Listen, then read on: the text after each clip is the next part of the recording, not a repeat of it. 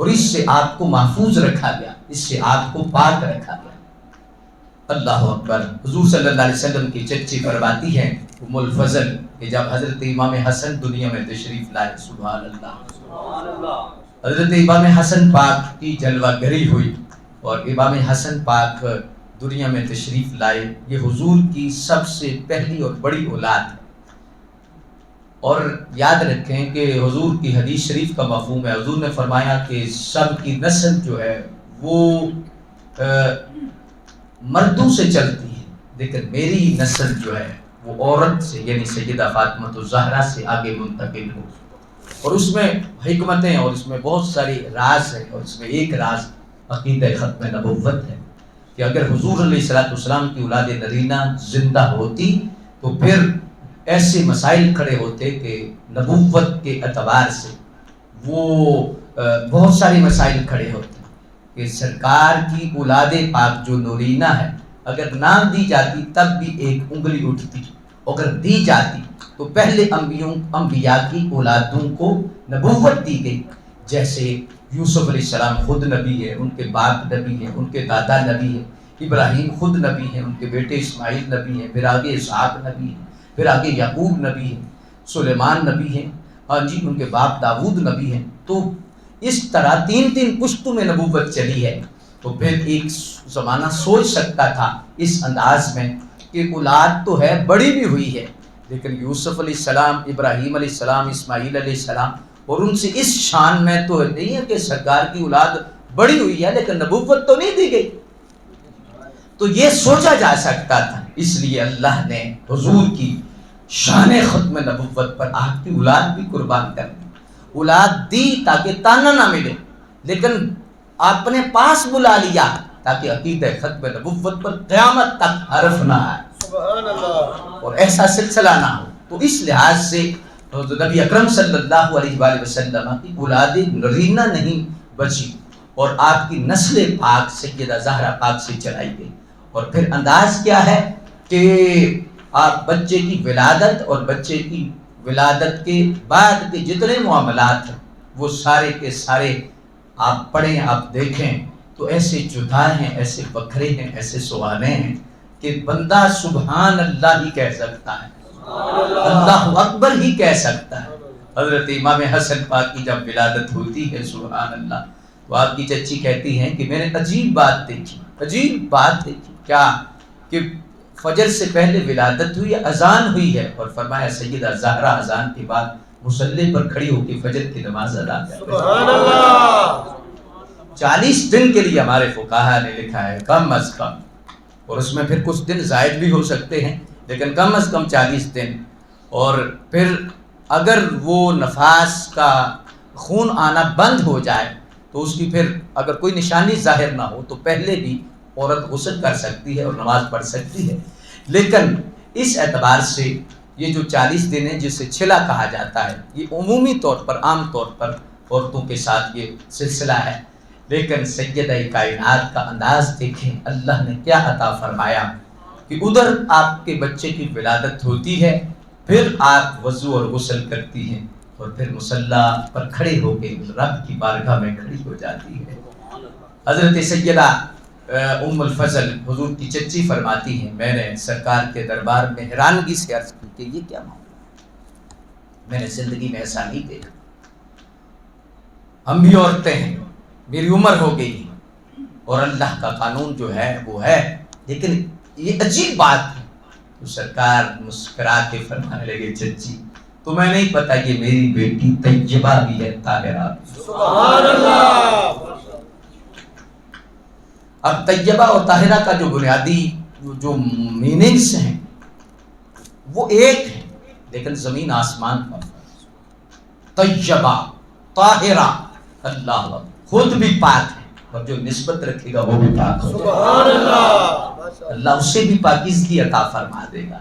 اللہ اکبر۔ آپ دیکھیں رسول اللہ صلی اللہ علیہ وآلہ وسلم کی نسل پاک کو اللہ نے چلانا تھا تو پھر انتظام کیسا ہے، اہتمام کیسا، زمین کیسی ہے جس میں بیج بویا جا رہا ہے۔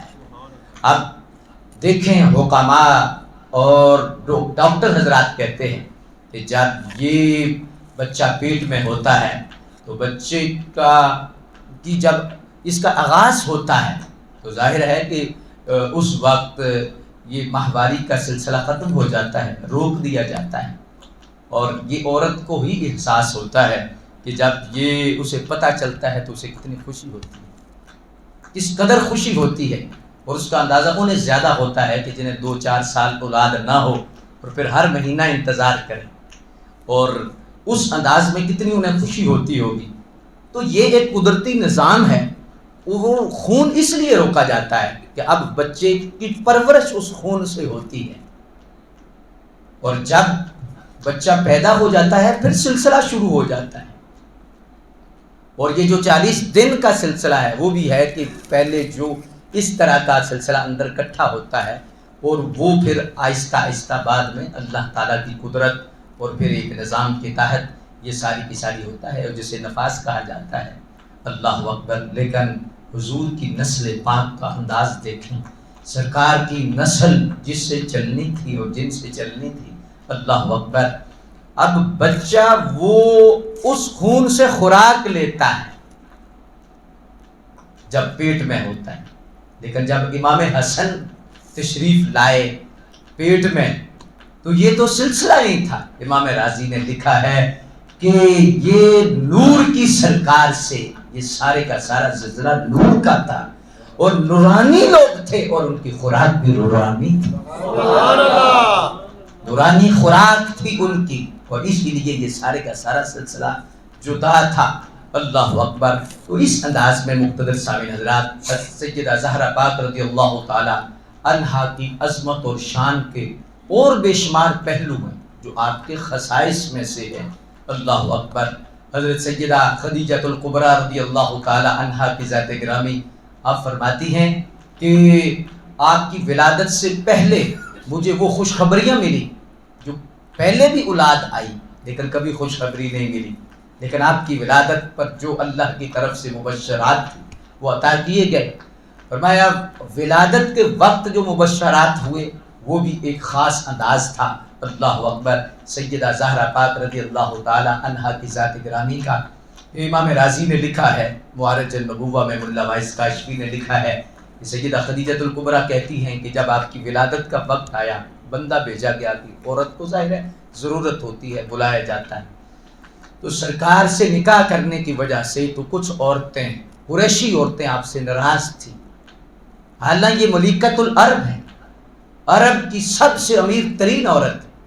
لیکن جب سرکار سے رشتہ جوڑا سب کچھ حضور کے قدموں پہ قربان کر دیا، سبحان اللہ،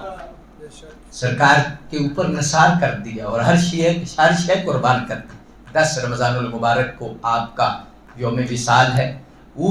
امت کو آپ کی یاد کا دیا بھی خوب جلانا چاہیے، اور میں افسوس کے ساتھ کہنا چاہتا ہوں کہ ٹہنیوں کا اور پھلوں کا ذکر تو بڑے زور سے ہوتا ہے لیکن جڑوں کا ذکر اس انداز سے نہیں ہوتا۔ حالانکہ سیدہ خدیجہ الکبریٰ رضی اللہ تعالی عنہا کی ذات گرامی وہ ہستی ہیں کہ سرکار کی جتنی اولاد ہیں سیدہ خدیجہ الکبریٰ اس کی بنیاد ہے، سبحان اللہ، یہ جڑ ہے پوری کائنات کے اندر جتنے سادات ہیں، لیکن کتنا آپ کا ذکر ہوتا ہے۔ بہرحال آپ کا ذکر خوش بخت لوگ کرتے ہیں، کرنا چاہیے، ہونا چاہیے، سب کو کرنا چاہیے۔ تو اس انداز میں سیدہ خدیجہ الکبریٰ رضی اللہ تعالی عنہا کی جو قربانیاں ہیں، واحد خاتون ہے، واحد خاتون پوری کائنات کے اندر کہ رب نے جبریل امین کے ذریعے جنہیں سلام بھیجا، سبحان اللہ، سیدہ خدیجہ الکبریٰ ہے۔ اللہ اکبر جل شانہ۔ بہرحال آپ کے دن دہاڑے پر انشاءاللہ اللہ نے موقع دیا تو ہم مرکز میں رکھ رہے ہیں اس کا سلسلہ۔ تو آپ فرماتی ہیں کہ عورتیں ناراض تھیں تو پیغام آیا تو دل افسردہ ہوا، وہ نہ آئی تو ابھی کوئی دل میں خیال آتا کہ دروازہ کھلا اور 4 عورتیں جن کو کبھی دیکھا نہ، جن کا حسن اتنا تھا، جن کی چال ڈھال ایسی تھی کہ ہر زاویے سے نور ٹپک رہا تھا، بولی جو پہلی تھی بڑی تھی، کہا خدیجہ پریشان نہ ہو، ہم اللہ کی طرف سے تیری نوکرانیاں بن کے آئی۔ کہا آپ کا تعارف کیا ہے؟ کہا میرا تعارف یہ ہے کہ میں اسحاق کی بیوی سارہ، حضرت اسحاق علیہ السلام کی زوجہ فرمایا سارہ ہیں، فرمایا ایک یہ حضرت عیسیٰ علیہ السلام کی والدہ مریم ہے، یہ فرعون کی بیٹی حضرت سیدہ آسیہ ہیں، اور یہ وہ خاتون ہیں اللہ اکبر کہ جن کا نکاح جنت میں سرکار سے کیا جائے گا۔ اللہ اکبر، ان کی بہت بڑی تاریخ ہے اس حوالہ سے۔ بہرحال یہ ہے کہ وہ عورتیں آئیں اور پھر انہوں نے سیدہ زہرا پاک کی ولادت پر سارے امور سر انجام دیے۔ یعنی سیدہ کائنات کا کی جتنی جہت ہے، جتنا زاویہ ہے، جو بھی انداز ہے، وہ ایک جداگانہ انداز ہے، اور ایک اس ایسی عظمت کا حوالہ ہے کہ نرالا ہے، نرالا ہے، بس نرالا ہے۔ اللہ اکبر۔ حضرت سیدہ کائنات رضی اللہ تعالی عنہا کی عظمت کے حوالہ سے اور بھی بہت کچھ کہا جا سکتا ہے، لیکن میں چاہتا ہوں کہ آپ کی عظمت کے اعتبار سے، آپ کے اسوہ کے حوالہ سے بھی میں چند باتیں آپ کے گوش گزار کروں۔ حالانکہ آپ کی عظمت اور آپ کا مقام اور آپ کا جو مرتبہ ہے، امام رازی نے ایک جملہ لکھا ہے، آپ فرماتے ہیں کہ آپ کا لقب جو زہرا ہے یہ کیوں ہے؟ فرماتے ہیں ایک لقب ایسا ہے، یہ باقی کو چھوڑو، یہ ایک لقب ایسا ہے کہ اگر دن رات اس کی تشریح کی جائے تو وقت ختم ہو سکتا ہے، آپ کی شان ختم نہیں ہو سکتی۔ فرمایا زہرا اس موتی کو کہتے ہیں جس کی چمک ہر لمحے بڑھتی رہے، ہر لمحے جس کی چمک بڑھتی رہے وہ موتی ہیں، اور واقعی ایسا موتی ہیں کہ جن کی چمک ہر لمحے بڑھ رہی ہے، قیامت تک بڑھتی رہے گی۔ امام رازی نے لکھا ہے یہ انا اعطیناک الکوثر، یہ جو اللہ نے فرمایا کہ محبوب ہم نے آپ کو کوثر عطا فرمایا، خیر کثیر عطا فرمائے، اس کی بہت ساری تفاسیر ہیں، لیکن امام رازی نے بڑے زور کے ساتھ جو قول بیان کیا ہے وہ یہ ہے کہ فرمایا اس سے مراد حضور کی آل ہے۔